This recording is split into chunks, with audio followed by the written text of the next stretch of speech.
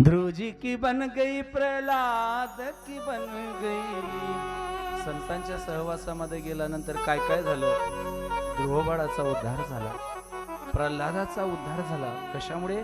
संतांच्या संगतीमध्ये गेल्यामुळे.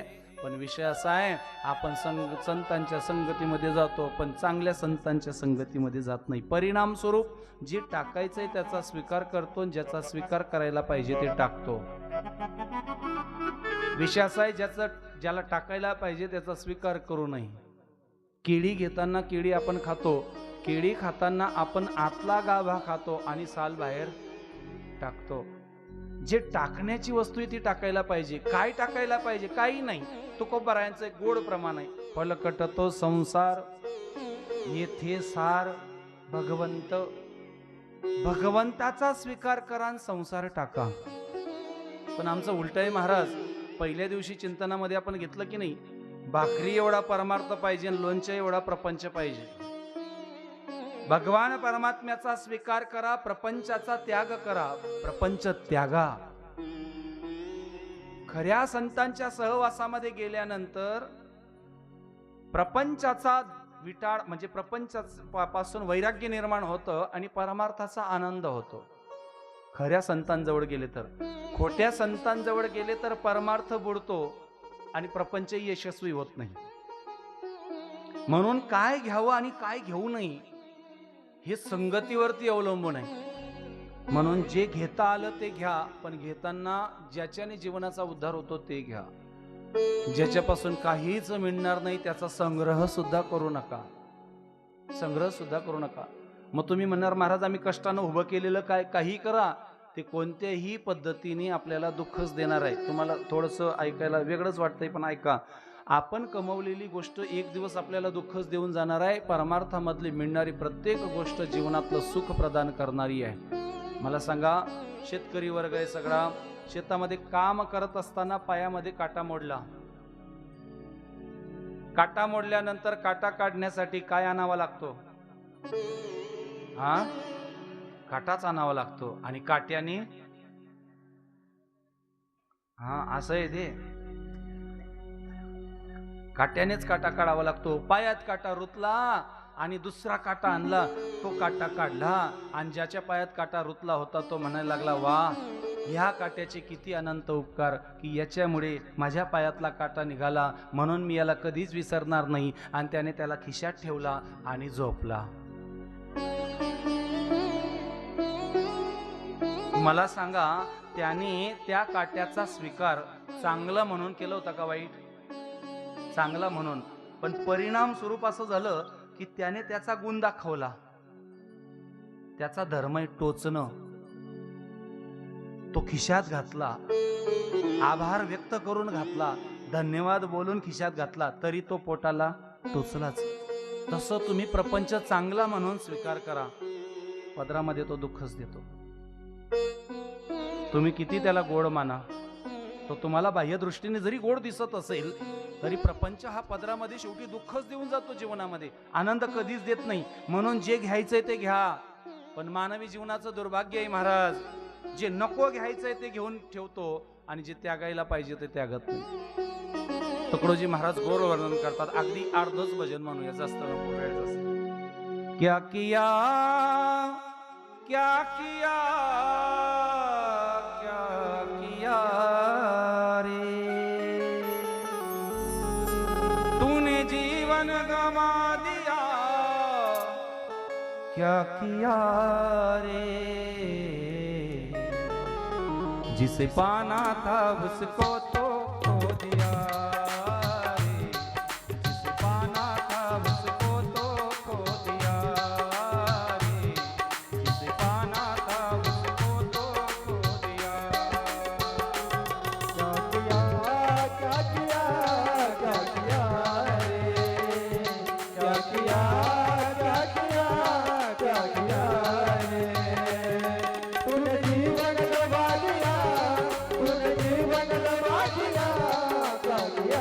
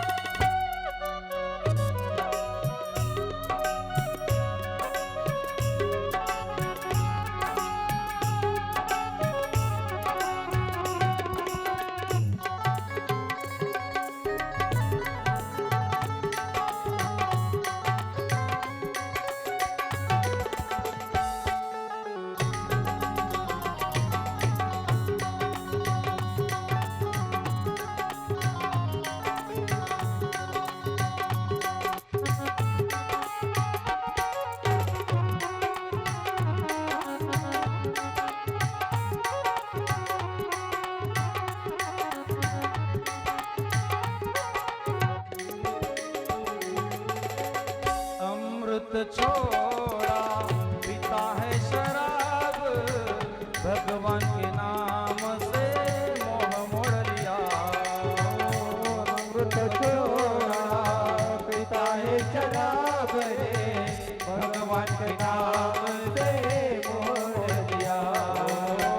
अमृत छोड़ा पीता है शराब, भगवान के नाम से मोह मोड़ लिया।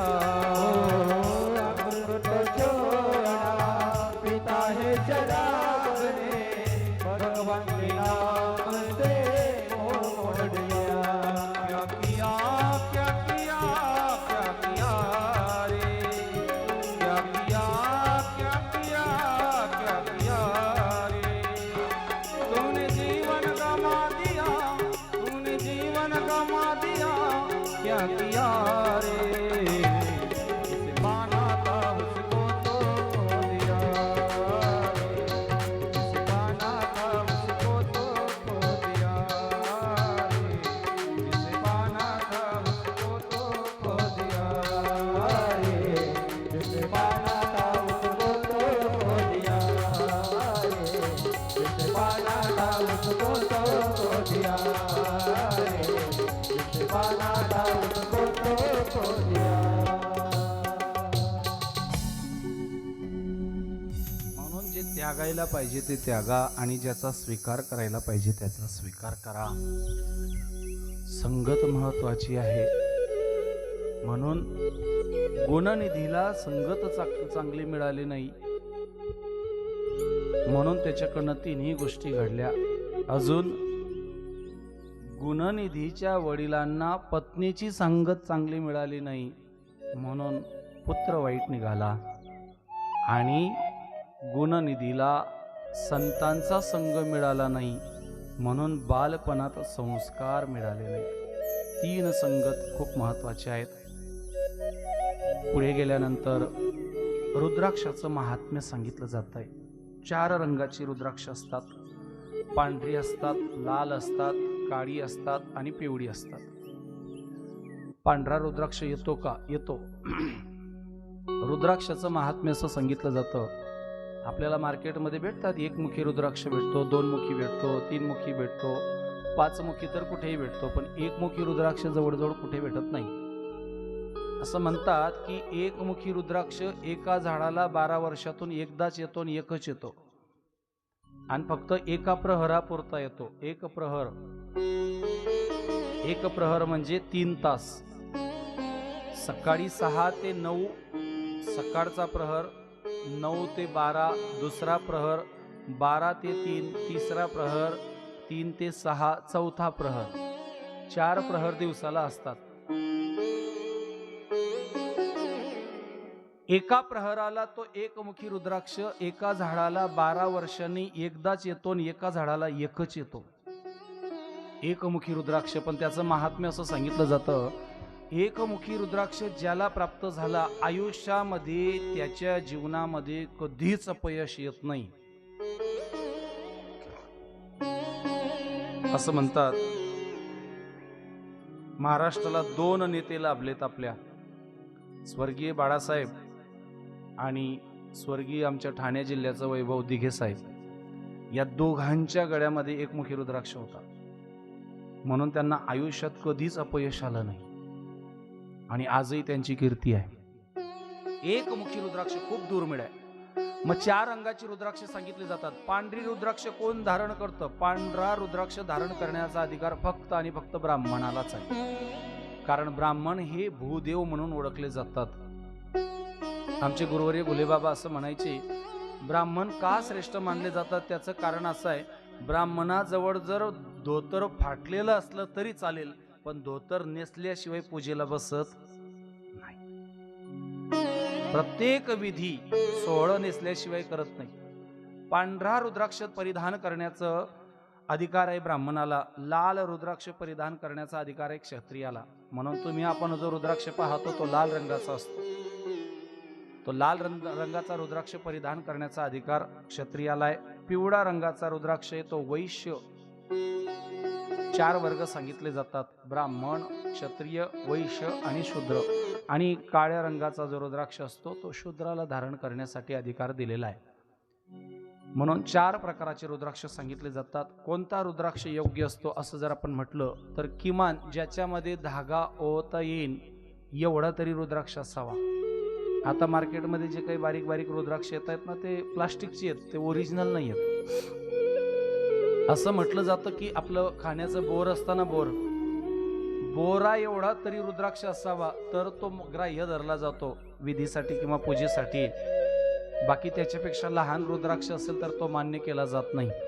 म्हणून त्याला श्रेष्ठ म्हटलं जातं. त्याच्यापेक्षा थोडा लहान असेल त्याला मध्यम म्हटलं जातं आणि सगळ्यात लहान असेल त्याला कनिष्ठ म्हटलं जातं. रुद्राक्षाचे काही दोष आहेत. काय काय दोष आहेत? तुटलेले आणि टोकदार रुद्राक्ष वापरायचे नसतात.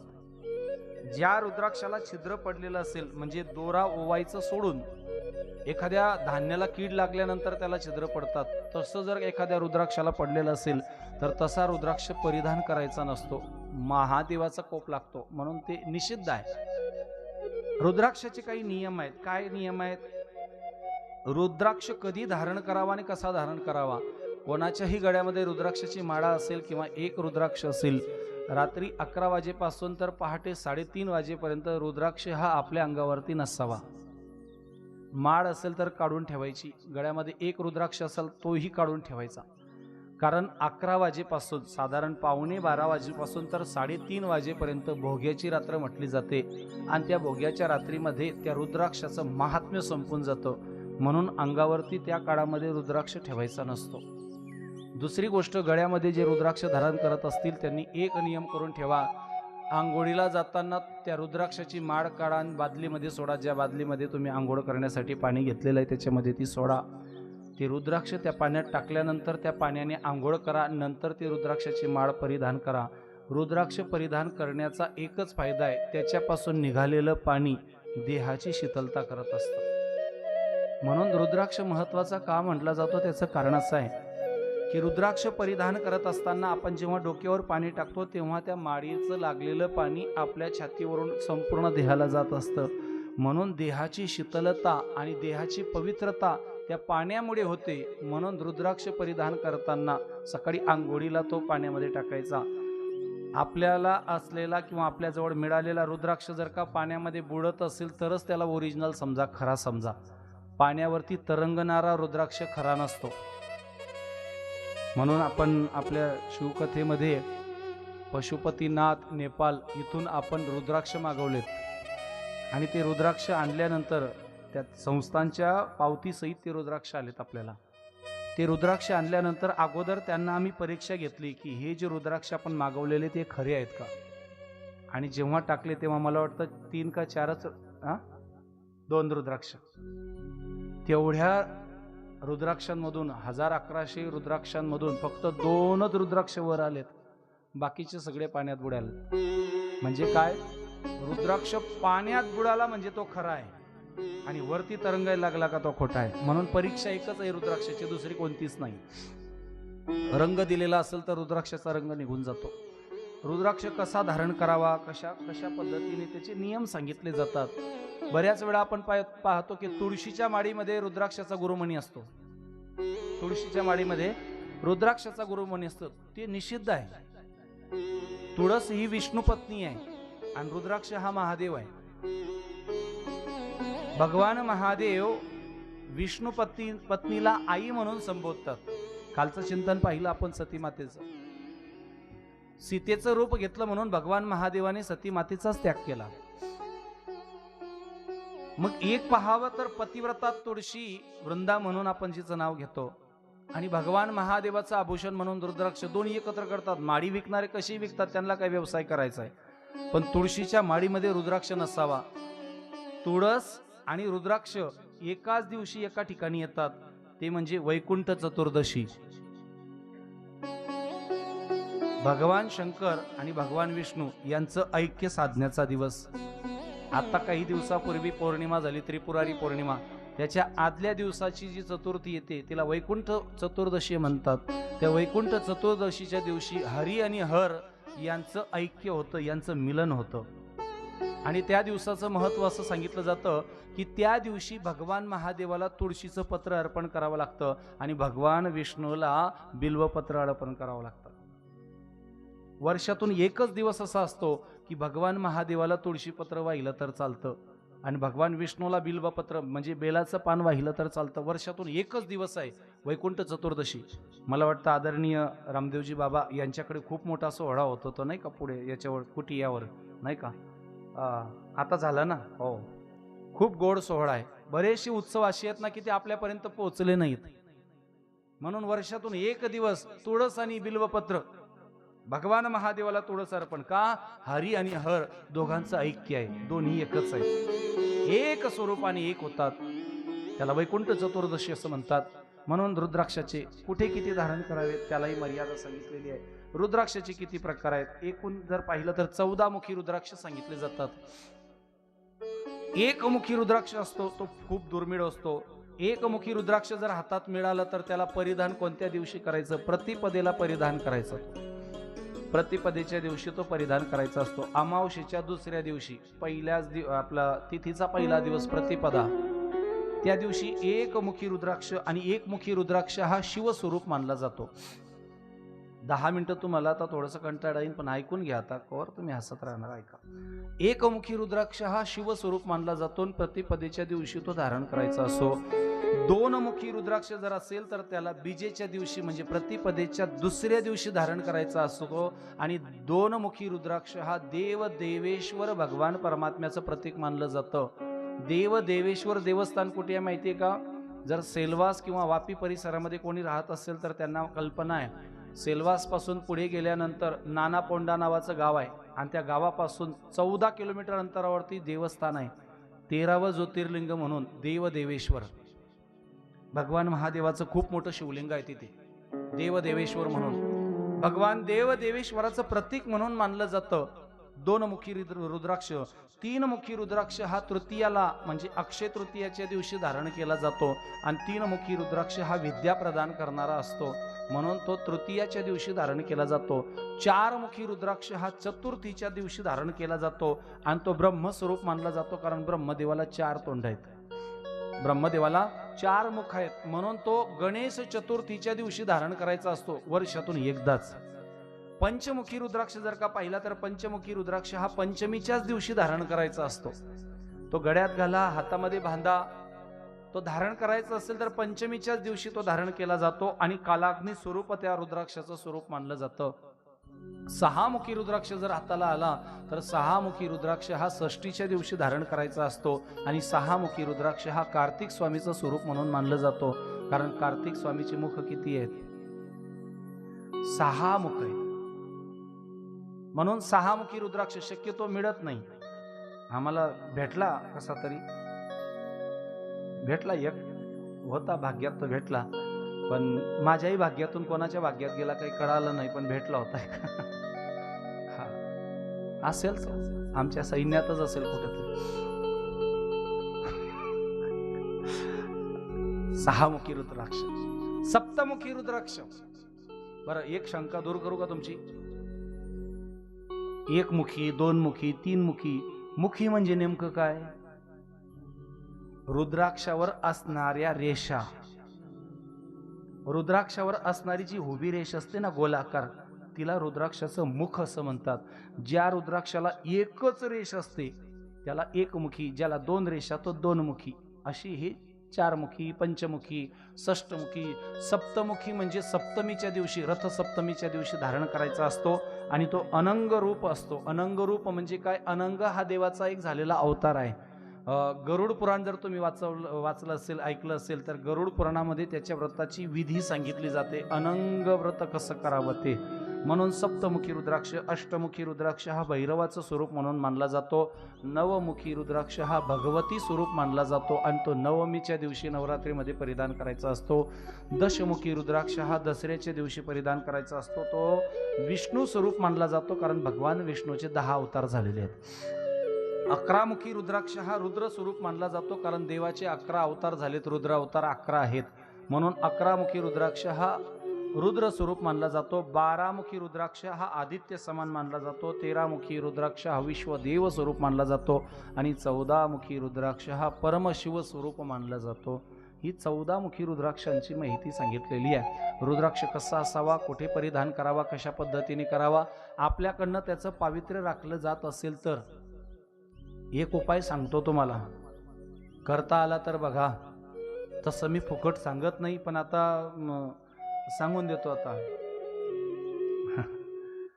ज्याला बाहेरचा त्रास असेल, आपल्या खानदेशी भाषेमध्ये सांगतो तुम्हाला, ज्याला बाहेरचा त्रास असेल अशा व्यक्तीला एक रुद्राक्ष घ्या पंचमुखी, आणि तो पंचमुखी रुद्राक्ष तांब्याच्या ग्लासामध्ये पाणी घ्या, त्या ग्लासामध्ये तो रुद्राक्ष संध्याकाळी टाकून ठेवा आणि सकाळी उठल्याबरोबर त्याला न बोलता न काही करता त्याला ते ग्लासभर पाणी पाजा. सगळा दोष निघून जातो. कुठेच नेण्याची गरज नाही. एवढी शक्ती रुद्राक्षामध्ये, खूप मोठी शक्ती आहे. भगवान महादेवाच्या शिवलिंगावरून जे पाणी येतं ना, त्या पाण्याचा फक्त स्पर्श जरी केला जिभेवरती तरी सुद्धा जीवनाचा उद्धार होतो. पण लक्ष देऊन ऐका, भगवान महादेवाच्या शिवलिंगावरून आलेलं पाणी फक्त जिभेवरती स्पर्श करण्यासाठी आहे, आणि ते पण किती घ्यायचं लक्ष देऊन ऐका. भागवतामध्ये तीर्थ घ्यायचा नियम सांगितलाय. उडीदाचा दाना असतो, उडीद आहे ना, उडदाचा दाना बुडेल एवढंच थेंबर घ्यायचं असतं. ते असं म्हणतात, तीर्थ जर का घशाच्या खाली गेलं ना तर त्याचं पाप लागतं, ते लघवीद्वारे देहाच्या बाहेर जाऊ नये.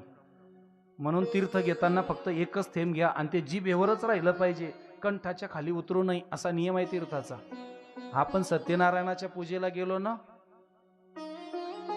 तो पंचामृत वाटणारा बसलेला असतो. हो, काही काही नेतात येईल ते कटोरच बनवतात त्यांच्यासमोर एवढं. आता वाटणाराही लई चतुर असतो. प्रत्येक गावात स्पेशल माणूस असतो, बरोबर आहे ना. हा, त्याला सांगितलं असतं, जिभो इथला प्रसाद मग गावही जावायला पाहिजे. हा, चलेगा. मग जिभो वाटप सुरू करतो, थोडं थोडं थोडं थोडं. काही काही माणूस काय करतात, प्रसाद घेतात, खातात, हात पुसून परत येतात. चांगला तोपणारा असतो. जिभूला माहिती आहे हा पोरगा आताच प्रसाद घेऊन गेला. मग जिभू त्याला 2दा प्रसाद देतो आणि 3ऱ्यांदा जिभू फक्त ती चमचीच हातावर फिरून देतो. तो बी पेटाऱ्याचं चाटतच निघतात. तेवढाच लोभ तेले. तीर्थ घेताना किती घ्यायला पाहिजे, जिभेवरच राहिलं पाहिजे. आणि भगवान महादेवाचं तीर्थ घेत असताना लक्ष देऊन ऐका, पवित्र तीर्थ हे पवित्र उपयोगासाठीच आणा. बऱ्यापैकी ऐकायला मला बऱ्याच वेळा, मी बाहेर कथेला वगैरे कार्यक्रमाला जातो किंवा बऱ्याच वेळा पाहायला मिळतं, काही काही लोक डोकं दुखतं म्हणून महादेवाच्या शिवलिंगाचं पाणी घरी घेऊन येतात आणि डोक्याला लावतात. त्यासले सांगा तडे मिटण्या पट्ट्या ठेवण्या पडते. महादेवाचं पाणी नाही. काही काही भाग्यवान ते पाणी घेऊन येतात आणि गुडघ्याला लावतात, मन गुडघा चांगला होईल. काही काही हाताला लावतात, काही काही तोंडाला लावतात, काही काही केसांना लावतात. शॅम्पू आहे का तो? सूक्ष्म विचार करा, आपण कर्म किती चुकतोय आणि एवढी चुकलेली कर्म करत असताना आपण देवाकडनं चांगले होण्याची अपेक्षा करतो. कस काय होईल? नाही होणार. पावित्र्य राखा देवाचं.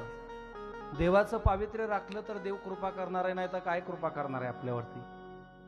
म्हणून भगवान महादेवाच्या संबंधी बरेच नियम सांगितले जातात. त्रिपुंड धारण करतो, आपण काल चिंतनामध्ये सांगितलं होतं मी. त्रिपुंड धारण करतात. प्रत्येक रेषेमध्ये एका रेषेमध्ये 9 देवांचा अवतार सांगितला जातो. त्याच्यामध्ये पंचमहाभूतांपैकी एक, अग्नीपैकी एक, वेदांपैकी एक, शक्तीपैकी एक, वेळेपैकी एक, धर्मापैकी एक, पंचमहाभूतांपैकी एक आणि भगवान महादेवाच्या नावापैकी एक. त्याला वर उचला ना, असं कोणला आवाज दिला ना बरं. बसू द्या बसू द्या बसू द्या. वा, शिव हर. नमः पार्वती पते शिव हर हर. एकेका रेषेमध्ये 9 प्रकाराचे देव सांगितले जातात. म्हणून अकार, उकार आणि मकार अशा त्रिपुंडाने भगवान महादेवाचं जे भस्म आहे ते लावलं जातं. पुढे गेल्यानंतर शिवतत्वाचं स्वरूप सांगितलं जातं. प्रथम अवतार झाला भगवान महादेवाचं सदाशिव म्हणून, सांब सदाशिव म्हणून. हो, सांब सदाशिव म्हणून म्हटलं जातं. देवाची अनंत नाव आहेत, अनंत नाव आहेत. देवाचं एक नाव आहे. भोले म्हणायच्या अगोदर आपण 2 शब्द वापरतो. बम बम बोले, बरोबर आहे ना? हा, त्याच्यावर गाणं पण आहे मला वाटतं. ते मला येत नाही ते, पण ऐकलंय मी ते. आहे ना ते? हा, मला खूप आवडतं ते गाणं, पण येत नाही मला. ना आवडतं मला. काहीतरी आहे ना त्याची सुरुवात. हा, बरोबर, असं आहे ते. बम बम बम भोले बम बम बम बम भोले बम.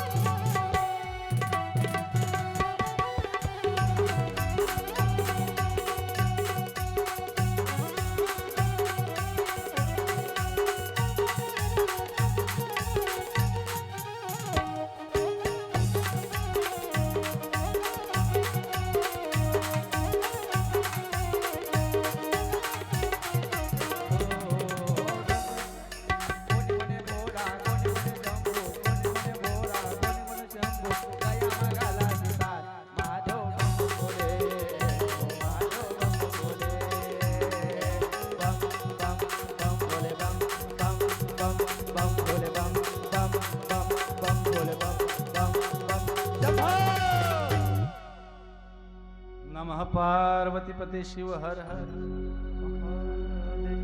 लवकर थांबत चला, त्या जर एकदा उठणार ना. भम भम बोले म्हणतो ना आपण. भम शब्द जन्माला आला कुठून? भोलेनाथ तर नाव माहिती आपल्याला. हा भम भम बोले, भम शब्द जन्माला आला कुठून? जेव्हा सती मातेचं दहन झालं यज्ञकुंडामध्ये, भगवान महादेव आले. वीरभद्र जन्माला आला. वीरभद्राने यज्ञाचा विध्वंस केला. भगवान महादेव आले. सर्व देवतांनी हात जोडून विनंती केली. दक्ष राजाचा शिरच्छेद केला आणि शिरच्छेद केल्यानंतर दक्ष राजाला परत जीवनदान मिळावं, कारण प्रजापती झालेला होता दक्ष राजा, आणि परत क्रिया आपल्या सृष्टीची क्रिया चालू राहावी म्हणून जेव्हा दक्ष राजाला दुसरं मुख बसवण्यात आलं, तेव्हा दुसरं मुख बोकडाचं बसवण्यात आलं राजा दक्षाला. आणि बोकडाचं मुख बसवल्यानंतर आपल्या जावयाकडून झालेला वध आणि त्याच्या बदल्यामध्ये जावयाने केलेली कृपा, म्हणजे भगवान महादेवाने केलेली कृपा. म्हणून जेव्हा दक्ष राजा भगवान महादेवाची स्तुती करायला लागला, तेव्हा दक्ष राजाला भोले म्हणता येत नव्हतं, महादेवही म्हणता येत नव्हतं, शंकरजी म्हणता येत नव्हतं, काहीच म्हणता येत नव्हतं. तो बोलायला गेला भोले, पण होतं बोकडाचं तोंड, म्हणून शब्द उच्चार निघाला बम. गिरी महाराजांनी सुंदर वर्णन केलेलं आहे. शिवपुराणामध्ये त्याचा उल्लेख आलेला आहे. रामचरित्र मानस मध्ये सुद्धा त्याचा उल्लेख आहे. म्हणून तेव्हापासून बम बम बोले म्हणतात. हो, बम बम बोले. भगवान परमात्म्याचं स्वरूप कुठे? सदाशिवाचा अवतार झाला भगवान महादेवाचा काशीनगरीमध्ये. आणि त्या काशीनगरीला 5 नावं आहेत. आनंदवन, बनारस, मोक्षनगरी, काशी आणि वाराणसी, ही 5 नावं आहेत त्याला, काशीला. आणि तिथे भगवान महादेवाचा पहिला अवतार झाला असं म्हणतात. सृष्टीचा पहिला अवतार भगवान महादेवाचा. आणि त्याच्यानंतर भगवान महादेवाच्या डाव्या पायाच्या अंगठ्यातून स्त्रीचा जन्म झाला. डाव्या पायाच्या अंगठ्यातून स्त्रीचा जन्म झाला भगवान विष्णूंच्या. पहिला अवतार झाला नारायणाचा. नारायण कोणाला म्हणतात? नार म्हणजे पाणी, जल, आणि यण म्हणजे शयन. जो पाण्यामध्ये शयन करतो त्याला नारायण असं म्हणतात. नारायणाचा अवतार झाला आणि भगवान नारायणाच्या डाव्या पायाच्या अंगठ्यापासून ब्रह्मदेवाच्या स्त्रीचा जन्म झाला. म्हणून 2 गोष्टीचं चिंतन तुम्ही कधी बघा. काय? एक, देवांनी आपल्या धर्मपत्नींना डाव्या बाजूला बसवलंय आणि आपल्याला कुठे सांगितलंय शास्त्राने? तुम्ही गाठपोल बांधतास का नाही? कुठे सांगितलंय? हा, उजव्या बाजूला सांगितलंय. बघा तुम्ही, प्रत्येक देवाची धर्मपत्नी ही डाव्या बाजूला आहे. उदाहरण, सती माता भगवान महादेवाच्या डाव्या पायाजवळ बसून सेवा करायची. आणि जेव्हा भगवान महादेवाने सती मातेचा त्याग केला तेव्हा सती मातेचं बसण्याचं आसन महादेवाने उचललं आणि उजव्या पायाजवळ ठेवलं. सती मातेने विचार केला, माझी जागा जर डाव्या बाजूला आहे तर मग उजव्या बाजूला माझं आसन का गेलं? भगवान महादेवाने सांगितलं, मी तुझा आता पत्नी म्हणून त्याग केलेला आहे, म्हणून तुला सेवा करण्याचा अधिकार नाही. म्हणून देव पत्नी जेवढ्या होत्या तेवढ्या डाव्या बाजूला. उदाहरण सांगू का? भगवान पांडुरंग परमात्म्याची आरती सगळ्यांची पाठ असेल. युगे 28 विटेवरी उभा, वामांगी वामांगी रखुमाई. वामांगी म्हणजे वांग म्हणजे डाव, शरीराचं डावं अंग. जेवण केल्यानंतर आपण थोडस झोपतो त्याला काय म्हणतात? वाम कुस्की. कुस्की बरं. वाम, वाम म्हणजे डावा भाग. आणि डाव्या अंगावर झोपतो तर आपण दुपारी जेवण केल्यानंतर त्याला वाम कुस्की म्हणतात. वाम म्हणजे डाव्या बाजूला भगवान पांडुरंगाच्या कोण आहे? रुक्मिणी माता आहे. देवाने त्यांची धर्मपत्नी डाव्या बाजूला का केली त्याचं कारण असं सांगितलं जातं, ब्रह्मदेवाच्या डाव्या पायाच्या अंगठ्यातून स्त्रीचा जन्म झाला, हे पहिलं कारण. आणि दुसरं कारण, माणसाच्या उजव्या बाजूला का स्त्री उभी केली जाते त्याचं कारण, माणसाच्या देहामधला डावा भाग हा स्त्रीचा असतो, म्हणून स्त्रीकडनं स्त्रीचा स्पर्श करता येत नाही, म्हणून पुरुषाच्या अंगाला स्त्रीचा स्पर्श व्हावा म्हणून पत्नी उजव्या हाताला असते. म्हणून पत्नीने पतीच्या उजव्या हाताला आपला उजवा हात लावायचा असतो. हा नियम आहे, अर्धांग. त्याच्यामुळे तुम्ही कीर्तनात ऐकलं असेल, एवढ्या वर्षाचा आपला सप्ताह आहे, कीर्तनात ऐकलं असेल, या विश्वामध्ये पूर्ण पुरुष कोणीच नाहीये आणि पूर्ण स्त्री सुद्धा कोणीच नाहीये. प्रत्येक स्त्रीच्या अंगावरती 2 खुणा पुरुषाच्या आहेत आणि प्रत्येक पुरुषाच्या अंगावरती 2 खुणा स्त्रियांच्या आहेत. त्याच्यामध्ये पूर्ण पुरुष कोणीच नाही. पूर्ण पुरुष फक्त एकच आहे, कृष्ण वंदे जगद्गुरु, फक्त भगवान परमात्मा. भगवान परमात्मा सोडलं तर पूर्ण पुरुष कोणीच नाही आहे, एकच आहे फक्त, ज्याने निर्माण केलेलं आहे. म्हणून भगवान महादेवाचं वर्णन केलं जातं. भगवान महादेवाचं अजून बरंचसं महात्म्य सांगितलं जातं. पूजेचं म्हणा, आराधनेचं म्हणा किंवा विधीचं म्हणा, बऱ्यापैकी आपण महत्त्व पाहतो. काही काही थोड्याशा शंका आहेत. थोडंसं 2 मिनिटं बोलू का त्याच्यावर? का बोलू का नको? हा, महादेवाच्या मंदिराजवळ गेल्यानंतर आपण नंदीच्या कानात काहीतरी सांगतो, बरोबर आहे ना? काय सांगतो बरं? हा, नाही, काय सांगतो हे नका सांगू, का सांगतो हे सांगा. कारण नंदीच्या उजव्या कानामध्ये त्या नंदीच्या पत्नीचा वास आहे आणि उजव्या कानामध्ये नंदीच्या पत्नीचा वास आहे, म्हणून उजव्या कानात जर आपण सांगितलं तर ती गोष्ट त्या नंदीची पत्नी ऐकते आणि ती नंदीची पत्नी त्याला सांगते आणि तेव्हा तो महादेवाला सांगतो. म्हणजे नंदी कोणाचा ऐकतो?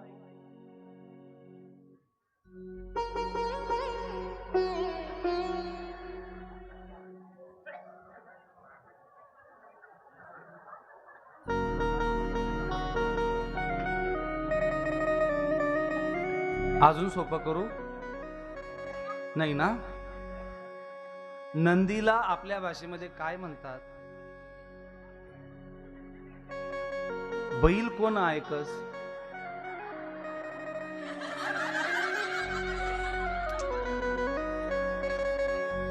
जे तुमच्या मनात आहे ते माझ्या वाक्यात नाही.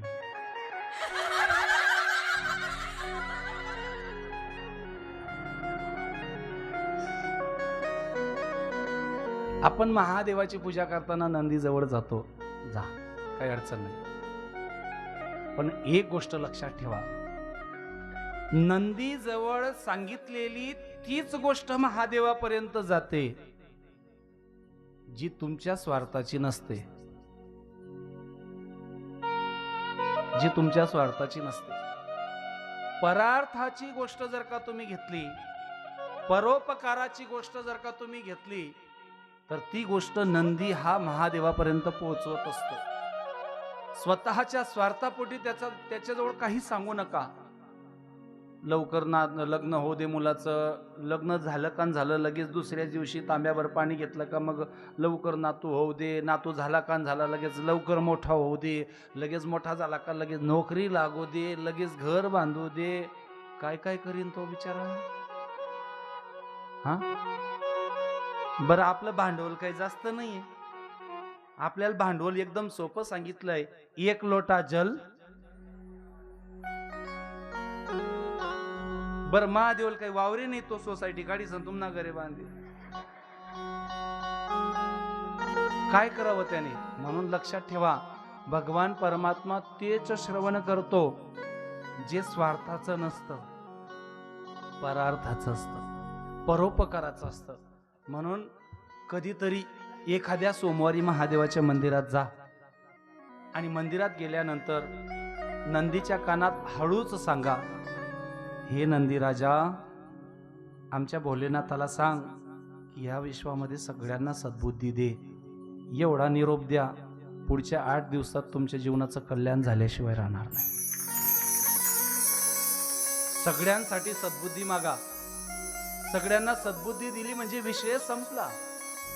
सगळाच विषय संपून गेला. वादाचाही विषय संपला, भांडणाचाही संपला, द्वेषाचाही संपला, मत्सराचाही संपला, स्पर्धेचाही संपला. सगळाच विषय संपून गेला एका वाक्यामध्ये, सगळ्यांना सद्बुद्धी देन, सगळ्यांचं कल्याण कर.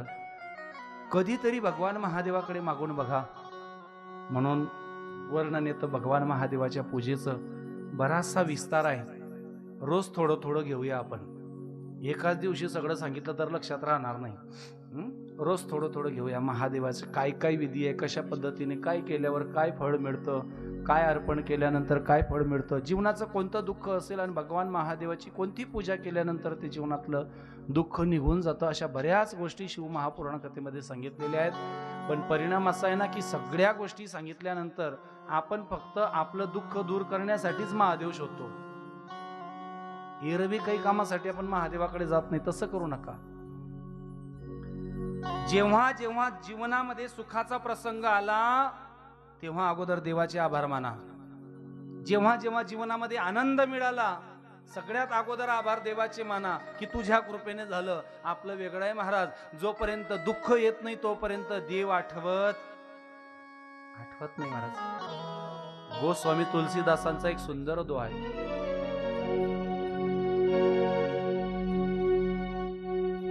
दुख में सुमिरन सब करे,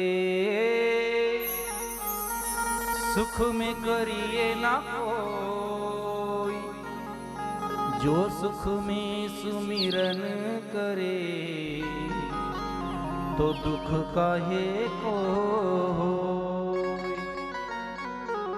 अरे दुःखात तर सगळेच देवाचं भजन करतात, सुखात कोणीच करत नाही. सुखात भजन करा, दुःखच येणार नाही. म्हणून सुखामध्ये कधीतरी भगवान परमात्म्याला आठवल्याशिवाय राहू नका. अनेक प्रकार सांगितले जातात पूजा विधीचे. चला पुढे. भगवान महादेव आणि माता सती यांच्यामध्ये जो संवाद झाला होता, त्या संवादाचा थोडासा भाग आपला कालचा राहिलेला होता, तेवढा चिंतनासाठी घेऊया आणि लगेच पुढच्या विषयाला जाऊया. भगवान महादेव आणि माता सतीचा एकांतवास जेव्हा चालू होता, तेव्हा दोघांमध्ये चर्चा झाली ज्ञानाची चर्चा झाल्यानंतर काय झालं, भगवान महादेवाने माता सतीला 9 भक्तीचे प्रकारांचं महत्व सांगितलं. आता नवविधा भक्ती कोणी कोणाला सांगितल्या? एक नवविधा भक्ती सांगितल्या भागवतामध्ये, त्या दिवशी आपण श्लोक घेतला. एक नवविधा भक्ती सांगितली रामदास स्वामींनी दासबोधामध्ये. एक नवविधा भक्ती सांगितली रामायणामध्ये प्रभू रामचंद्रांनी शबरी मातेला. प्रथम भगती कर संतन संगा, दूजी रती मम कथा प्रसंगा. गोस्वामी तुलसीदासजी गोड वर्णन करतात. नवविधा भक्ती भगवान प्रभू रामचंद्रांनी शबरी मातेला सांगितल्या आणि भगवान महादेवाने सती मातेला नवविधा भक्ती सांगितल्या. अगदी थोड्या एक मिनिटामध्ये आपण चिंतन करून पुढे जाऊया. पहिली भक्ती सांगितली जाते श्रवण भक्ती. श्रवण भक्ती म्हणजे काय श्रवण करावं, कसं श्रवण करावं, कोणत्या विधीने कोणत्या नियमानुसार श्रवण करावं, याला मर्यादा आहे. पहिल्या दिवशी आपण श्रवणाचं चिंतन केलेलं होतं. श्रवण करत असताना जी गोष्ट आपण ऐकतोय ती आत्मसात करा. आत्मसात केल्यानंतर त्याचं मनन करा. मनन केल्यानंतर जे प्राप्त झालं त्याचा स्वीकार करा. कळालं का? सोपं करू. भाजीपाला विकत आणल्यानंतर त्याला साफ करा. साफ केल्यानंतर त्याची भाजी करा. चांगली लागली तर खा. श्रवण करा, त्याचं मनन करा, त्याची साफसफाई करा. हे जे ऐकलं याच्यातलं चांगलं किती आणि वाईट किती. जे वाईट असेल त्याचा त्याग करा, जे चांगलं असेल त्याचा स्वीकार करा. स्वीकार केल्यानंतरही जर पचत असेल तर ठेवा, पचत नसेल तर ठेवू नका. काही कीर्तनामध्ये सुंदर चिंतनीय कीर्तनकार येतात आपल्या गावामध्ये, आपल्या परिसरामध्ये. सुंदर कीर्तन चिंतनीय कीर्तनकार आला ना तर कीर्तन ऐकावंसं वाटतं 2 तास. उठल्यानंतर जर विचारलं कीर्तनात काय होतं तर काहीच कळत नाही. श्रवण केलं, आत्मसात केलं महाराज, पण त्याचा स्वीकार करू शकलो नाही हो आम्ही. जमलं तर त्याचा स्वीकार करा, नाही तर बुद्धीवर बोज येतो. बरं आजच्या भाषेमध्ये सांगू का, बुद्धीवर लोड येतो, लोड. आणि मग बुद्धीचा अँटिना जर का एकदा लूज झाला, मग नेटवर्क पकडत नाही, मग मोबाईल, मग डोळ्याला अंधार येते. कळालं का? मोबाईलमध्ये नेटवर्क नसेल तर काय होतं, ती रिंग अशी गोल गोल फिरते ना. ह्या मोबाईल मधलं नेटवर्क कमी झालं का मग डोळ्याला अंधार येतात. म्हणून जेवढं पचनी पडत असेल तेवढंच घ्या आणि जे घेतलंय त्याचा विषय समजून घ्या. मनन म्हणजे आत्मसात केल्यानंतर त्याला आतल्यात उकडा. उकडल्यानंतर त्याच्यातून सार काढण्याचा प्रयत्न करा. एका माणसाने विचारलं, म्हणे तब्येत खूप जास्त झाली, काय करू? त्याला सहज सांगितलं, रोज 5 किलोमीटर चालत जा. 2 दिवस झाले त्याची घरची माणसं आली. म्हणे महाराज आमचा माणूस तुमच्या कथेला आला होता. म्हटलं हा. म्हणे तुम्ही त्याला काही सांगितलं? काहीच नाही. म्हटलं म्हणे तुम्हाला काही विचारलं होतं का? म्हटलं हो विचारलं होतं. म्हणे काय? म्हणे वजन वाढलंय, काय करू? मग तुम्ही काय सांगितलं? म्हटलं काही नाही, मी त्याला सांगितलं रोज 5 किलोमीटर चालत जा. म्हणे महाराज 2 दिवस झाले माणूस घरी आला नाही. फोन करा म्हटलं भाऊ. फोन केला त्याला. म्हणे का रे भाऊ कुठे आहे? तो म्हणे नरडा न. त्याला विचारलं नरडा न कस काय? म्हणे महाराजनी सांगा रोज 5 किलोमीटर चालत जाय. भाऊ रोज चालत जाय, पण 40 आणि घरी येत जाय. शिधाज नाही घ्या. 5 किलोमीटर 5 त्रिक 15 नरडानच. गोष्टी श्रवण करताना लक्षात ठेवा, 3 तास कथा चालते आपली. 3 तासामधून कथेतला विनोद इथे सोडून जा. आम्ही सकाळी झाडू मारतो, त्याला बाहेर काढून देतो. पण जे चांगलं असेल ते आत्मसात करा. एका दिवसाच्या कथेतून जर का तुम्ही 10 मिनिटाचा विषय जरी आत्मसात केला तरी या कथेचं फळ मिळालं म्हणून समजा. याचा लाभ झाला म्हणून समजा. सगळ्यात मोठा आयुष्याचा लाभ तोच आहे. जे चांगलं असेल ते आत्मसात करा. म्हणून पहिला विषय सांगितला जातो श्रवण भक्ती. भक्तिभावाने एकाग्र मन करून सगळ्या गोष्टीचं श्रवण करणे. जनक राजाचं उदाहरण दिलं जातं. अग्नी पेटत पेटत, गाव पेटत पेटत, नगरी पेटत पेटत पायापर्यंत अग्नी आला तरी सुद्धा जनक राजा उठले नाही. श्रवणाची शक्ती अशी असायला पाहिजे. एकाग्र मन असायला पाहिजे. किती विक्षेप झाला ना तरी सुद्धा श्रवणाचा, एकदा श्रवण करायला बसला ना, किती विक्षेप झाला तरी सुद्धा मन चंचलतेकडे जाऊ नये. हो, जाऊ द्या. आता जेवढं आपण त्याला विस्तार करणार तेवढंच असं जाणार. दुसरं आहे कीर्तन. कीर्तन म्हणजे दिव्य चिंतन करून नामाचा उच्चार करणं, याला कीर्तन म्हणतात. कीर्तन किती प्रकारचं असतं? एक नामसंकीर्तन असतं, एक कीर्तन असतं, एक हरिकीर्तन असतं. नामसंकीर्तन त्याच्यासाठी टाळ लागत नाही, पखवाज लागत नाही, माईक लागत नाही, मंडप लागत नाही, स्टेज लागत नाही, गादी लागत नाही. त्याच्यासाठी लागतो फक्त माणूस. नामसंकीर्तन साधन पै सोपे. सगळ्यात सोपं साधन आहे नामसंकीर्तन. शेतात करा तरी करता येतं, जेवण बनवताना करा करता येतं, रस्त्याने चाला करता येतं, झोपल्यानंतर करता येतं. सगळ्यात सोपं कीर्तन नामसंकीर्तन, सगळ्यात सोपं. दुसरं आपण करतो ते कीर्तन. फेटा बांधल्यानंतर टाळकरी पाहिजेत, माईक पाहिजे, वादक पाहिजे, गायक पाहिजे, सगळं साहित्य पाहिजे. सगळ्यात महत्वाचं म्हणजे ऐकायला माणसं पाहिजे. त्याला अनेक गोष्टी आहेत. सगळ्या गोष्टी मिळाल्यानंतर ते कीर्तन. हरिकीर्तन त्याला नारदीय कीर्तन असं म्हणतात. फक्त एक छोटे टाळ, एक पेटीवाला, एक तबलावाला, बस. आणि त्याच्यावरच त्यांचं भजन होत असतं आणि तेवढ्यावरच त्यांचं कीर्तन होतं. रामदासी कीर्तन त्याला म्हणतात. नारदीय कीर्तन विणा घेऊन, चिपुड्या घेऊन करतात. ते कीर्तनाचे बरेच प्रकार आहेत. म्हणून दिव्य ज्ञानाचा, नामस्मरणाचं उच्चार करून जे केलं जातं त्याला कीर्तन भक्ती असं म्हणतात. तिसरं आहे नामस्मरण भक्ती. नामस्मरण भक्ती कशी असते? ज्याच्यामध्ये नामचिंतन आपण करत असतो. नामचिंतनाला सुद्धा मर्यादा नाही आहे. किती मर्यादा नाही आहेत नामचिंतनाला? नामचिंतनाला कितीही नामचिंतन केलं तरी त्याला काहीच मर्यादा नाही आहेत. भगवान महादेवाने सतीमातेला सांगितलं, नामस्मरण करत असताना त्याला काळाचं बंधन नाही, वेळेचं बंधन नाही, जागेचं बंधन नाही, कशाचंच बंधन नाही आहे. माऊली ज्ञानोबरायांचं प्रमाण आहे हरिपाठामध्ये. काळ वेळ नाम उच्चारिता नाही, दोन्ही पक्ष पाही उद्धरती. नामस्मरण करायला काहीच लागत नाही, पण ते नामस्मरण करत असताना अवस्था बदलली तरी नामस्मरण बदलू देऊ नका. आपलं विषय काय माहिती का? अवस्था बदलली का आपलं नामस्मरण बदलून जातं. अवस्था बदलली का नामस्मरण बदलून जातं. तसं करू नका. स्थितीमध्ये बदल होऊ द्या, अवस्थेमध्ये बदल होऊ द्या, पण नामचिंतन सारखंच असू द्या. आपलं होत नाही, होत नाही. अगदी सगळ्यांच्या अनुभवातला उदाहरण देऊ का? पंगत असते बघा. वरण भात, भट्टी, बुंदी, वांग्याची भाजी, खमण, मीठ, लोणचं, काकडी, गाजर, लिंबू, कांदा, अशी पंगत असते. सकाळपासून पंक्तीची वाट बघतात. कीर्तन 10 वाजता सुरू होतं, 12 वाजेपर्यंत चालतं. कीर्तनकार हळूच इशारा करतो आयोजकांना, आवरू का? ते म्हणतात नाही, बट्टी तयार चाल राहणार. आणि मग कीर्तनकार 12, 12:30 पर्यंत कीर्तन करतात. आणि जे जेवायला आलेले असतात ते सकाळपासून उपाशी असतात, कारण बट्टी असते ना. बसलेले असतात आणि बसल्यानंतर मग काला झाला, दहीहंडी फुटली का मग सगळी माणसं जेवायला बसतात.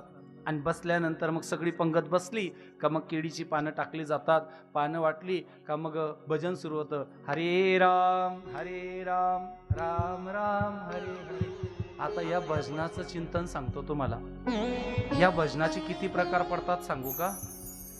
ज्याच्या ताटात बुंदी आली त्याचा आवाज वाढतो. हरे राम राम राम हरे. म्हणजे त्याला आशा लागजास उन्हा काहीतरी. आणि ज्याच्या ताटापर्यंत येतच नाही तिकडनं वाढायला सुरुवात केली. अर्ध्या पंक्तीत आलं का ते ताकड्यातला माल संपून जातो. हा असा वाकून पाहतो. हरे राम राम राम. नामस्मरण चालू आहे, पण परिस्थितीनुसार.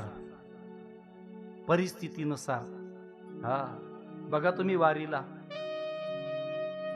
काही स्पेशलिस्ट माणसं आलेले असतात वारीला खाण्यासाठी, फक्त खाण्यासाठी. हा एखाद्या अन्नदात्याने जर का अशी बासुंदीची मस्त श्रीखंड वगैरे, अशी श्रीखंड पुरी, छोले चना वगैरे अशी जर का पंगत दिली ना, मग पंगत बसायच्या अगोदर मग पुंडलिका केली जाते. आणि मग त्या पुंडलिकाचा आवाज त्या जेवणावर अवलंबून असतो. ताटात जर भरपूर चांगलं वाढलं असेल, पुंडलिक वरदा हरी विठ्ठल, आणि फक्त वरण आणि पोया राहू द्या, कुंडली आपलं नामचिंतन सुद्धा परिस्थितीनुसार बदलतं. परिस्थितीनुसार घरात आनंदी आनंद असेल ना, तर घरामध्ये कोण देवाचं भजन गातं, कोण गवळणी म्हणतं, कोण अभंग म्हणतं. आणि वातावरण राहू द्या. हा हा मुलगा जर भजन गात असेल तरी बापाला चालत नाही, पण करे वातावरण नाही आहे. आपलं नामस्मरण हे परिस्थितीला अनुसरून आहे, अवस्थेला अनुसरून आहे.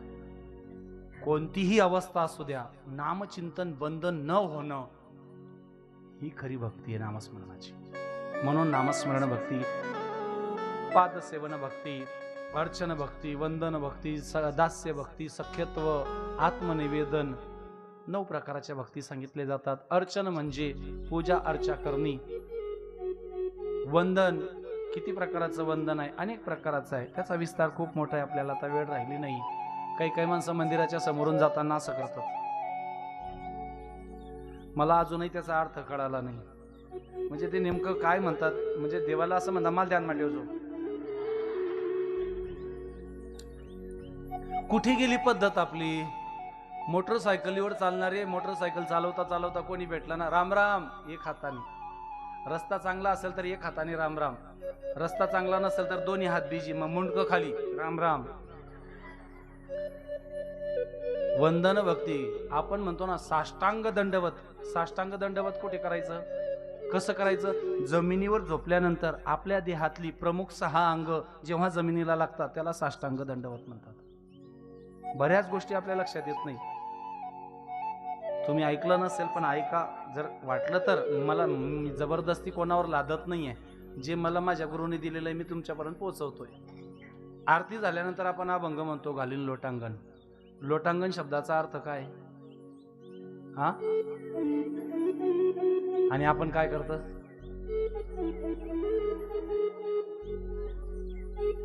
नाही, खोटं वाटत असेल तर अडचण नाही. खरं का खोटं? लोटांगण शब्दाचा अर्थ घालीन लोटांगण, वंदीन चरण. पण घालीन लोटांगण घराघर घराघर घराघर. त्यातही ज्यांना दररोजचं माहिती ते उजव्या हाताने फिरतात, ज्यांना माहिती नाही ते डाव्या हाताने फिरतात. मग डाव्या हाताने फिरणाऱ्याने एकदा फिरल्यावर गुचूप उभं राहावं ना. येस ना, कर्पूर गौरम होई असतात लगून तो गर गर गर गर गर गर. शब्दाचा अर्थ समजून घ्या. वंदन वेगळा प्रकार आहे. सख्यत्व, दास्यत्व, आत्मनिवेदन. आत्मनिवेदन म्हणजे काय? तो आणि मी वेगळा नाहीये, याला आत्मनिवेदन भक्ती म्हणतात. तो आणि मी वेगळा नाहीये. किती उदाहरणं देऊ? भरपूर उदाहरणं देता येतील महाराज.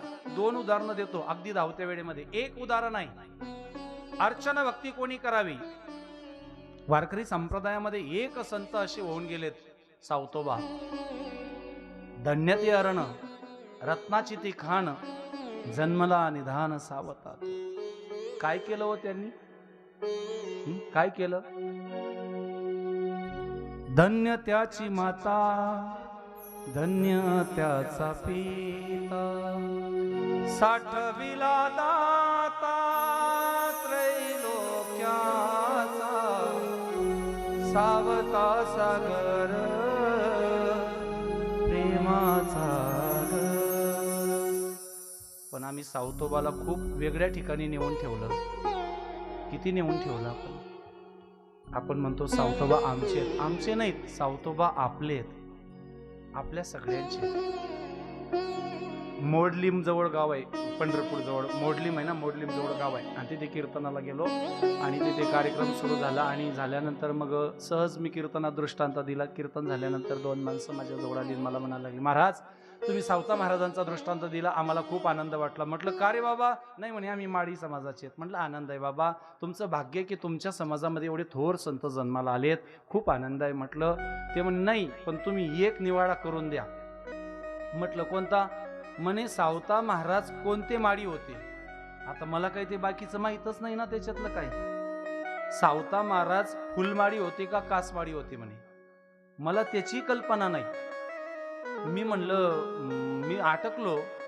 पण मी बराच तर्क काढला आणि तर्क काढल्यानंतर म्हणलं यांना शास्त्राचं उत्तर जमणार नाही. कारण ज्या अर्थी यांनी सावतोबाला समाजामध्ये वाटण्याचा विचार केला तिथे हे सगळे फेल झालेत. मग मी त्यांना म्हणलं, एक काम करा, शर्टाची बटणं उघडा आणि मला माळ दाखवा, मी तुम्हाला सांगतो सावता महाराज कोणते माळी होते. मग त्यांनी बटणं उघडली, माळाच नव्हत्या. मग मी माझं बटन उघडलं, माझी माळ बाहेर काढली आणि त्यांना म्हणलं, सावता महाराज तुझेही नव्हते आणि तुझेही नव्हते, सावता महाराज ज्याच्या गळ्यात तुळशीचं पत्र आहे त्या सर्वांचे सावता महाराज होते. आपण संतांना एका समाजापुरतं मर्यादित ठेवू नका. विश्वामध्ये न पंढरपूरला जाता सुद्धा पांडुरंग परमात्मा साठवता येतो, हा सिद्धांत जगासमोर कोणी ठेवला असेल तर तो सावता महाराजांनी ठेवला. शेतातलं काम करत असताना सुद्धा देव बोलवता येतो, कोणी शिकवलं? सावता महाराजांनी शिकवलं आपल्याला. म्हणून अर्चन भक्ती सावता महाराज, आत्मनिवेदन भक्ती मीराबाई. कशी आत्मनिवेदन भक्ती होती?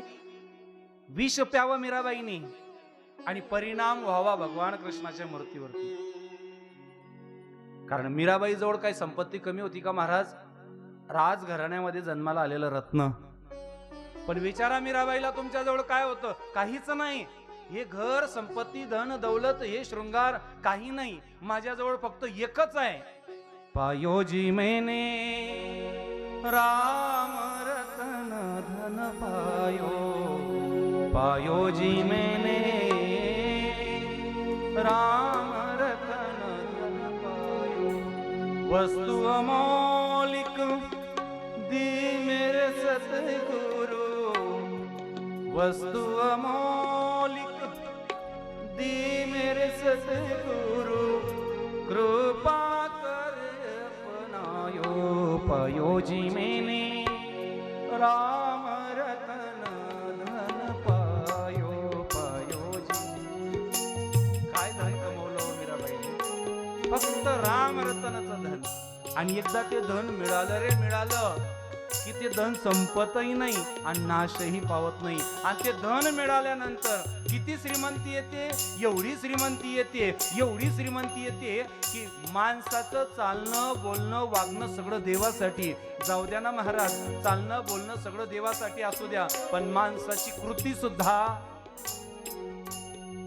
नाचूंगी मैं नाचूंगी, हरि गुण गावत नाचूंगी, नाचूंगी मैं नाचूंगी, हरि गुण गावत नाचूंगी. ओ नाचूंगी मैं नाचूंगी, हरि गुण गावत नाचूंगी, नाचूंगी मैं नाचूंगी, हरि गुण गावत नाचूंगी. अपने मंदिर में बैठ बैठ कर गीता भागवत बाचूंगी, बाचूंगी मैं बाचूंगी, नाचूंगी मैं नाचूंगी, हरि गुण गावत नाचूंगी, नाचूंगी मैं नाचूंगी, हरि गुण गावत नाचूंगी.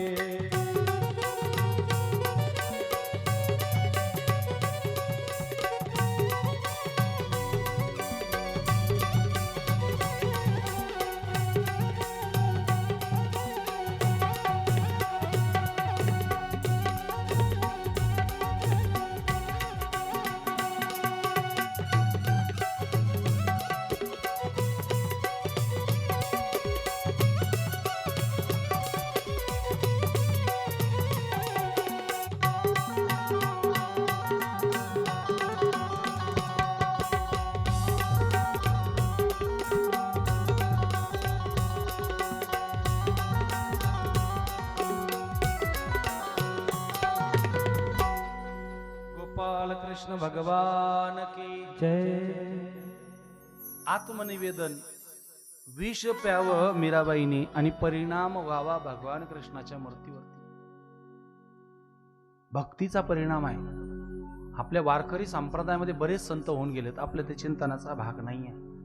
म्हणून नवविधा भक्ती भगवान महादेवाने सतीमातेला सांगितल्या आणि त्याच्यापैकी आत्मनिवेदन भक्ती जेव्हा कळाली तेव्हा सतीमातेला कळालं की शिव आणि शक्ती दोन्ही वेगळ्या नाही आहेत, दोन्ही एकच आहे. आणि या दोघांचं ऐक्य म्हणजे खरा परमार्थाचा शेवट आहे. आपल्या जीवनाचा शेवट शिव आणि शक्ती दोघांचं ऐक्यच आहे. पहिल्या दिवशी आपण चिंतन केलं की नाही, भगवान महादेवाची आराधना कुठेच केली जात नाही एकट्याची, शक्ती सहितच केली जाते. मंगलाचरणाचा श्लोक आपण म्हटला होता, सदशक्ती हेतवे सच्चितानंद रूपाय सदशक्ती हेतवे. जो सहशक्ती शिवाय येत नाही आणि सहशक्ती शिवाय मिळत नाही, असा भगवान महादेव आणि सती मातेचा दोघांचा संवाद चाललेला होता. तिथे नवविधा भक्ती सांगितल्या जातात शिव महापुराण कथेमध्ये. पुढे गेल्यानंतर आपली रुद्र संहिता प्रारंभ होते, ज्याच्यामध्ये पार्वती खंड नावाचा आपला अध्याय आहे आणि तो खंड आहे शिव महापुराण कथेतला पार्वती खंड, ज्यामध्ये हिमालयाची पत्नी मेना यांचा विवाह झाला.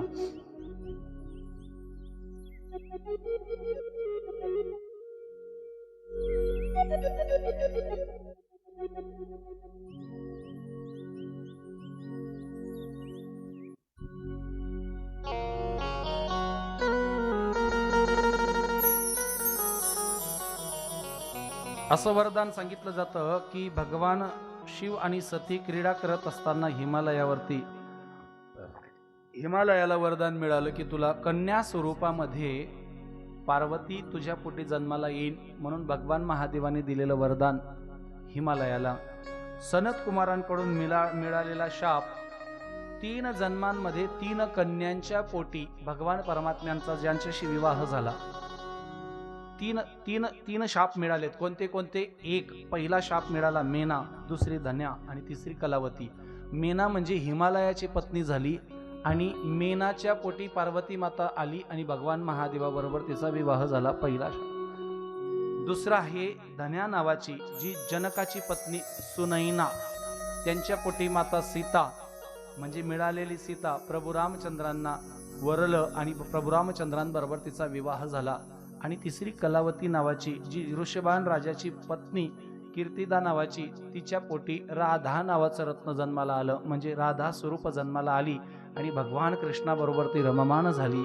म्हणून वरदान स्वरूप मिळालेलं हिमालयाला वरदान, आणि वरदान स्वरूप म्हणून हिमालयाच्या पोटी जन्माला आलेलं रत्न म्हणजे माता पार्वती. पार्वती मातेचा जन्म झाला, नामकरण झालं आणि जगदंबेचं पहिलं नाव झालं काली.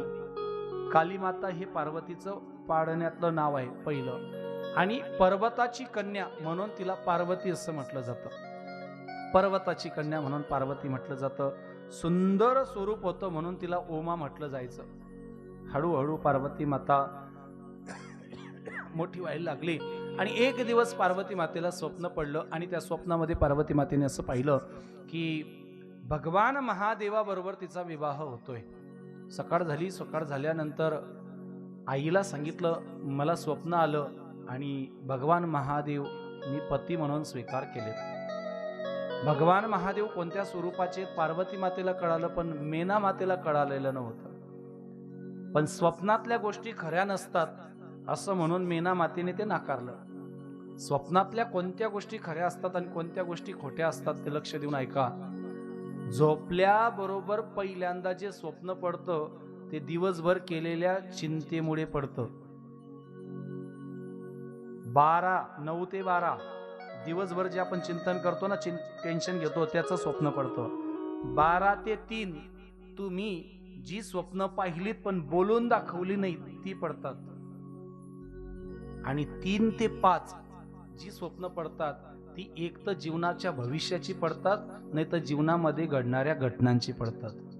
म्हणून सकाळी 3:30 पासून तर 5 वाजेपर्यंत किंवा 6 वाजेपर्यंत सूर्योदयापर्यंत जी स्वप्न येतात ती स्वप्न खरी मानली जातात, ब्रह्ममुहूर्ताची.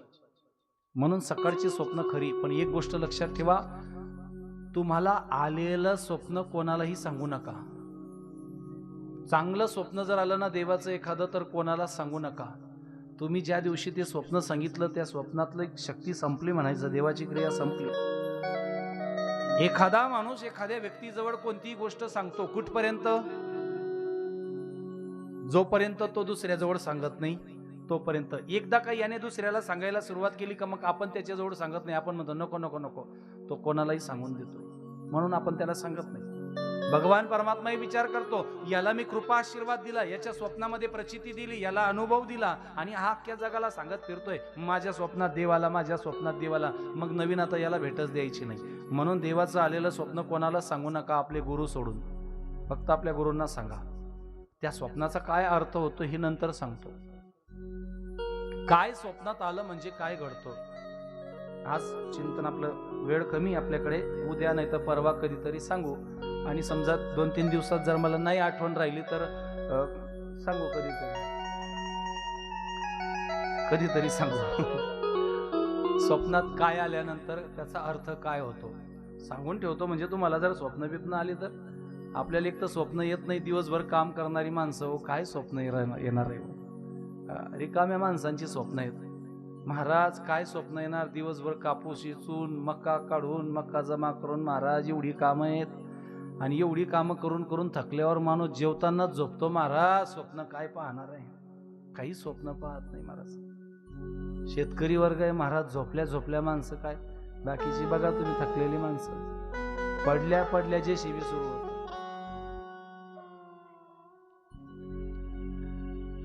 नाही कळालं तुम्हाला. आणि प्रत्येकाचा स्वर वेगळा असतो.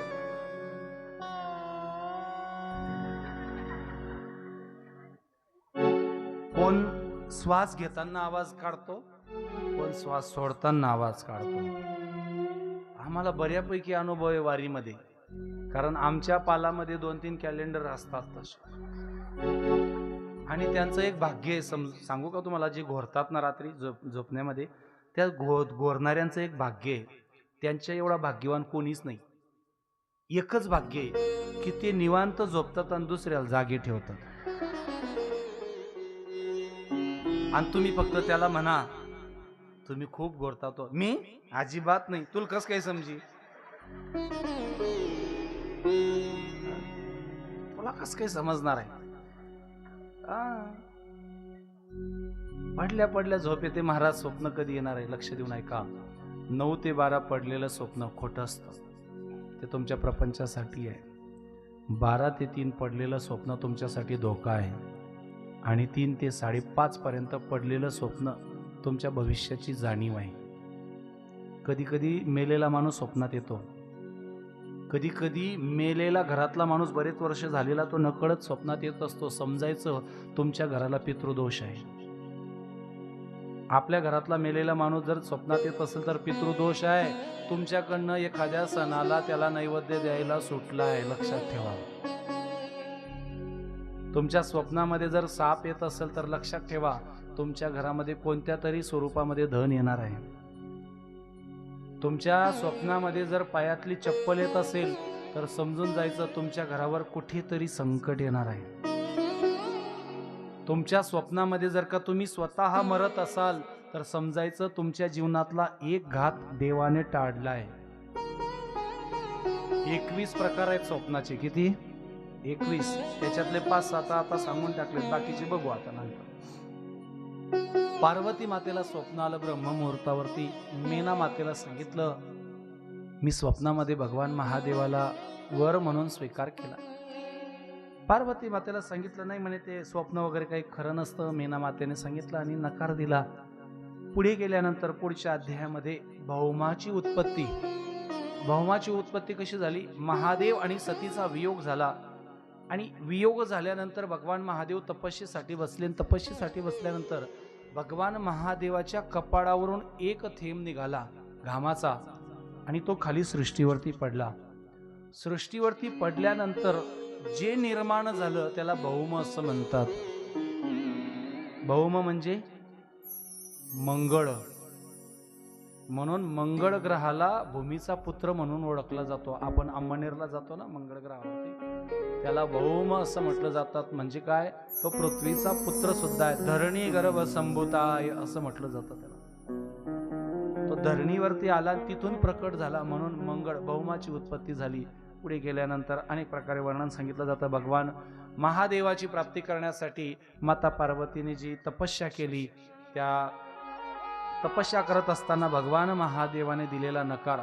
थोडंसं चिंतन ऐका. भगवान महादेव आणि पार्वती याच्या लग्नाच्या अगोदर, यांच्या विवाह सोहळा व्हायच्या अगोदर पासून पार्वती माता महादेवाची पूजा करायला कैलासावर जायची. पार्वती माता बालपणामध्ये असताना सुद्धा भगवान महादेवाची पूजा करण्यासाठी दररोज कैलासावर जायची. शिवपुराण वाचा, त्याच्यामध्ये स्पष्ट उल्लेख आहे तसा.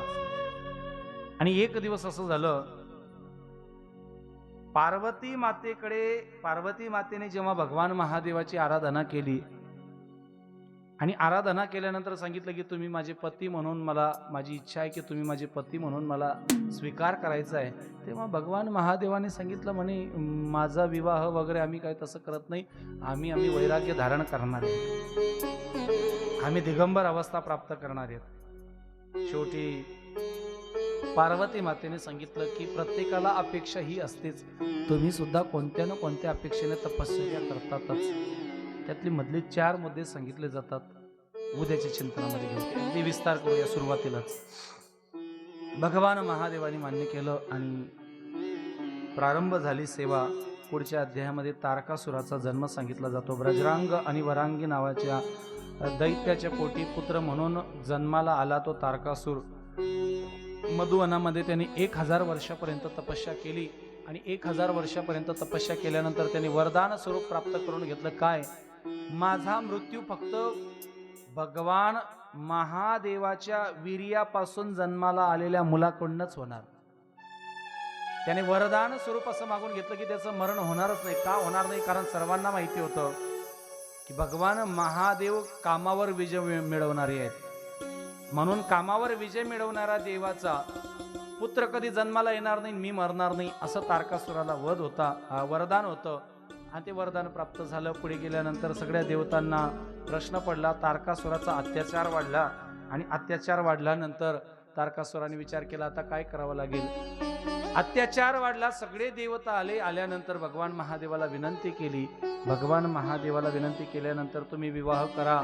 पण काम जागृत होत नव्हता म्हणून कामाला बोलवलं. काम वासनेतला काम.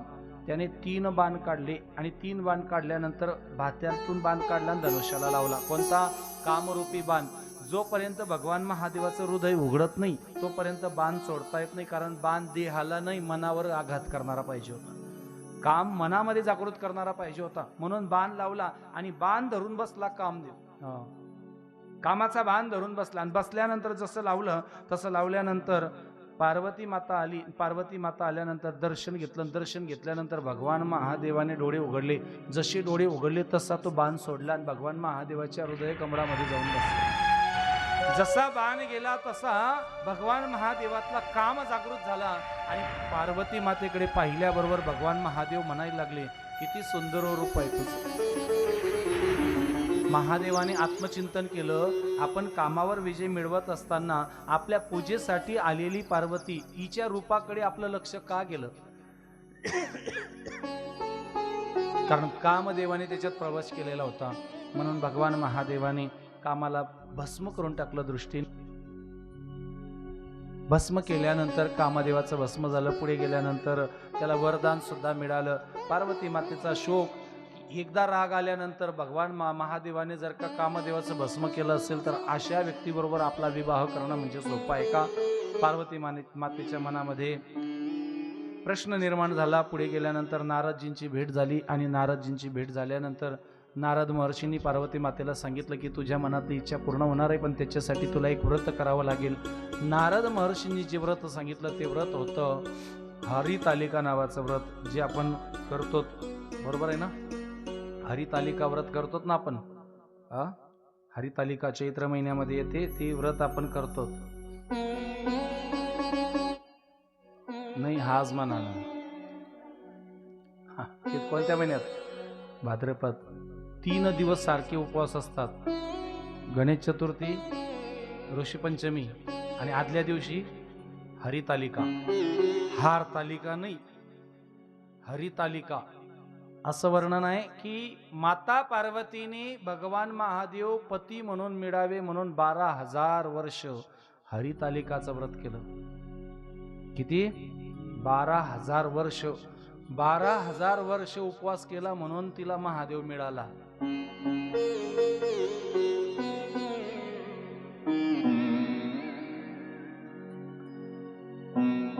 चतुर आहेत तुमच्या गावातले ऐकणारे बरं का. हा, चतुर आहेत, लगेच कळतं त्यांना. नाही म्हणजे 12,000 वर्ष उपवास केल्यानंतर महादेव मिळाला. आपण किती वर्ष करतो? 10 वर्ष, 12 वर्ष, 15 वर्ष, 20 वर्ष, बरोबर आहे ना. 12 वर्ष केल्यावर महादेव मिळतो. 15 वर्ष मग असाच महादेव भेटत. यांपेक्षा चांगला नाही, असाच भेटीन. हा, जो भेटलाय त्याला गोड मानून घ्या, गोड मानून घ्या. माता पार्वतीने 12,000 वर्षापर्यंत हरितालिका व्रत केलं आणि मृगचर्म धारण केलं. धारण केल्यानंतर वनामध्ये जाऊन तपश्चर्या केली. तपश्चर्या केल्यानंतर 3,000 वर्षापर्यंत माता पार्वतीने एका पायावर उभं राहून तपस्या केली, भगवान महादेवाची प्राप्ती व्हावी म्हणून. आणि इकडे सगळ्या देवतांनी भगवान महादेवाला विनंती केली की देवा, तुम्ही आता विवाहासाठी तयार व्हा. भगवान महादेवाने सांगितलं, मला पत्नी पाहिजे, पण कशी पाहिजे? कालच चिंतन झालं ना आपलं. कशी पाहिजे? योगिनी पाहिजे, माझ्यासारखी योग साधना करणारी पाहिजे. म्हणे पार्वती माता तशीच आहे, काळजी करू नका, तपसाधना करणारीच आहे, म्हणून होकार द्या. आणि मुलीची परीक्षा घेण्यासाठी जसं पाठवतो ना आपण, तसं पार्वती मातेची परीक्षा घेण्यासाठी सप्तऋषी गेले. सप्तऋषींनी पार्वती मातेला 5 प्रश्न विचारली. ते आपण उद्याच्या चिंतनामध्ये प्रारंभी आपण पूर्वार्धामध्ये घेऊया. पार्वती माता यशस्वी झाली, परीक्षेमध्ये पास झाली आणि भगवान महादेवाचा सोहळा साजरा करण्यात आला. कैलासावरती सगळे देव जमले आणि सगळ्या देवांना आनंद झाला. का? भगवान महादेवाचं लग्न होणार होतं, विवाह सोहळा संपन्न होणार होता. भगवान महादेव तयार झाले विवाहासाठी आणि लग्नाची लगबग सुरू झाली. आता ते लग्न म्हणजे काय? आपल्या नवरदेवाचं होतं का? आपल्या नवरदेवाचं लग्न म्हणजे आता बऱ्यापैकी व्हायला लागलेत. मी लहान होतो तेव्हा बऱ्यापैकी बघितलंय, बऱ्याच वेळा नवरदेवाला घोडा भेटत नव्हता. बरोबर आहे ना. मोटरसायकलवर सुद्धा नवरदेव आणायचे, बरोबर आहे ना. त्याच्या अगोदर सायकलवर आले का?